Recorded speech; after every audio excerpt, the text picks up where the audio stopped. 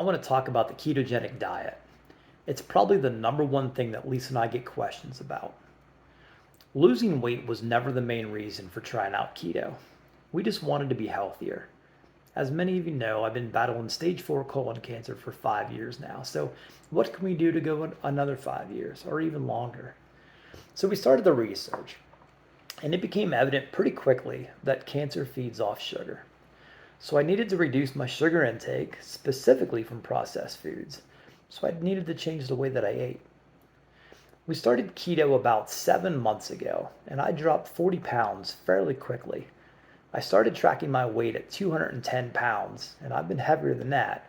But today I'm just under 170 pounds. And Lisa had similar results. We don't starve ourselves either. I do skip breakfast, but when I start eating around 10:30, I eat the rest of the day. It's not really about how much you eat, it's about what you eat. So, the hardest thing about keto is where you are right now. It's about getting started. You don't need to be an expert to start. Lisa and I don't have it completely figured out yet, but we keep getting better at it every day. So here's the high level view of how to get started. So first, when you're in the grocery store, never shop the inside of the grocery store. Stick to the perimeters. Don't buy the processed foods that are in the middle. That stuff is killing us and has been for years. Buy eggs, chicken, fish, meat, non-starchy vegetables like kale, spinach, broccoli, cauliflower. For snacks, nuts and seeds are good. We need lots of fat too, like olive oil, and avocados, and coconut oil, MCT oil. Some low carb fruits are okay in small quantities, like blueberries would be a good option. Drink black coffee, water, green tea. Are there things that I miss? Absolutely. Sandwiches and pizza and pasta and chips, ice cream. But I'm telling you, it's worth the sacrifice. I feel good. And it's okay to cheat every once in a while. It'll be okay. But I wouldn't recommend doing it for at least the first 6 weeks while you're in keto. You really want to train your bodies where to find its energy from. So I guess we should probably talk about where or how the keto diet works. So right now, if you're consuming the normal American standard diet, you're eating a bunch of things that contain sugar. And the cells of the body use that sugar for energy. And if it doesn't use it all, then it turns all that leftover sugar and stores it as fat. But on a ketogenic diet, since you have limited glucose, sugar in your system, the body starts to break down the stored fat into fatty acids. And then these fatty acids are sent to the liver, which then produces ketones. The cells use ketones for energy, so at that point you'll be in a state of ketosis. Bottom line, just to simplify it, the body will use your fat to produce energy. You will lose weight. All right, so let's talk about how to get started. So for me, I'm simple. I could eat a steak every day and be happy. Like that carnivore diet would be perfect for me, but I probably should be eating some vegetables. Lisa's a little bit more sophisticated. She likes fancier meals, and I'm sure most people are like that. So let's talk about that.